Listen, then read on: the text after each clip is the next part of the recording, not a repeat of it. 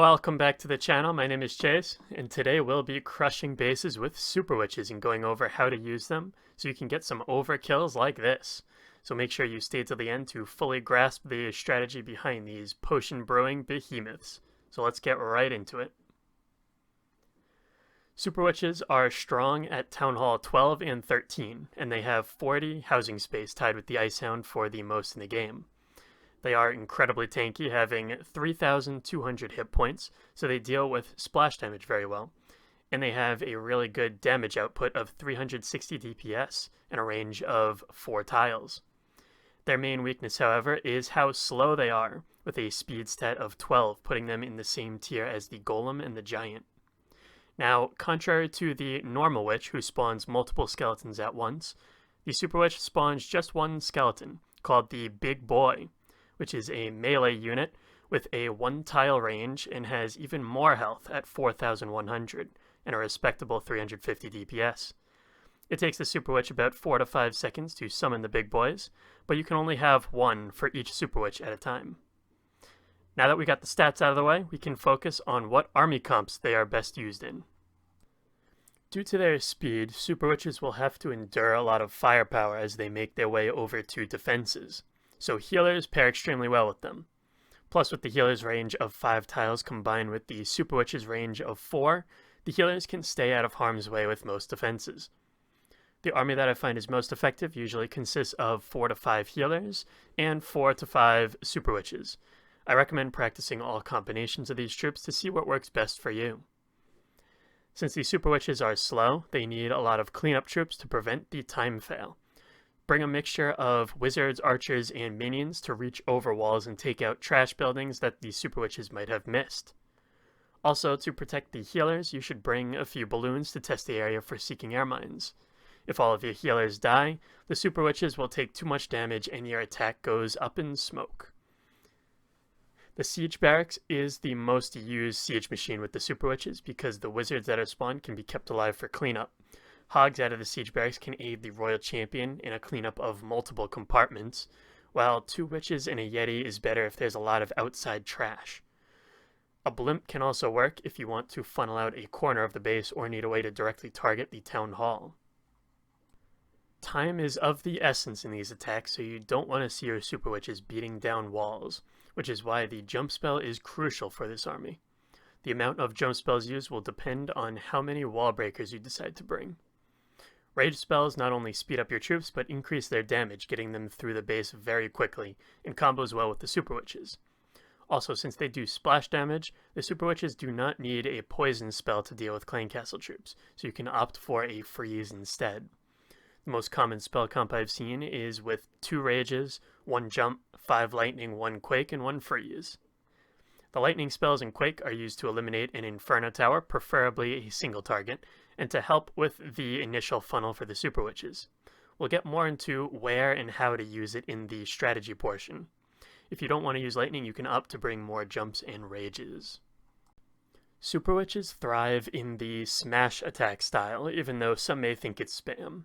While they do have some spam tendencies, they require a good amount of setup to work effectively. So no, you can't face roll and triple automatically. Since Super Witches are ranged, they need a solid multi-layer funnel or else they'll take a hike around the base. My favorite way of doing this is to zap out a corner Inferno Tower with some surrounding buildings, and then Warden walk in front of the zapped out area. This allows for 2 or more layers of buildings to be cleared in a very short amount of time. What is great about the Warden walk is how easily you can bring him back on track. Placing just 1 Super Witch in his radius will turn on his support mode and draw him over to wherever the Super Witch is going. To save even more time, always Warden walk first before the zaps, and that will help reduce the chance of time failing. After the initial funnel, you need a path straight to the core of the base. Look for a base where you can get to the core using just 1 jump spell. I usually look for bases where I can zap out a corner Inferno that is in a compartment next to the Town Hall compartment. That way I can guarantee I get to the Town Hall early. To funnel them into the base, you need to cut off the trash buildings on the corner adjacent to where the Warden walk is happening. This is where the Siege Barracks and the King come into play. Use your King to tank for the Siege Barracks, and they will walk down the side of the base, forcing the Super Witches into the core. And they also take out the buildings that the Super Witches wouldn't be able to reach from the center. Once the Super Witches are in the base, it is a good time to think about using your Warden ability. The Eternal Tome should be used in an area of the most damage, but also to protect the Super Witches if the big boys die out. As a side note, you don't have to use the Warden ability over the Town Hall like you have to for Yetis. Super Witches can survive the Giga Bomb, meaning you can save the Warden ability for core defenses.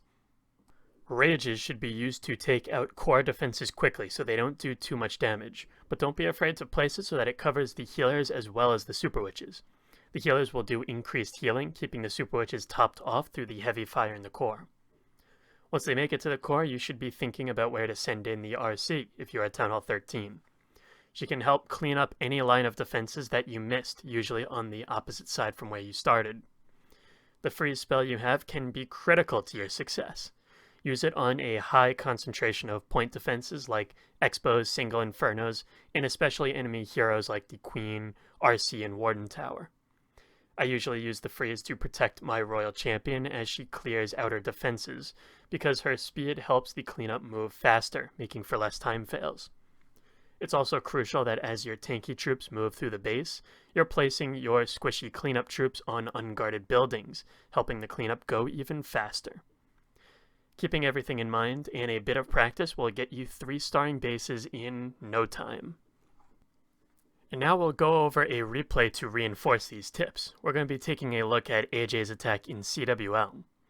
You can see he starts off with the Warden Walk so he won't time fail, and then uses the lightning spells to carve out not just the Inferno, but the Air Defense, Cannon, and Wizard Tower too, cutting down on the buildings that the Warden has to get through.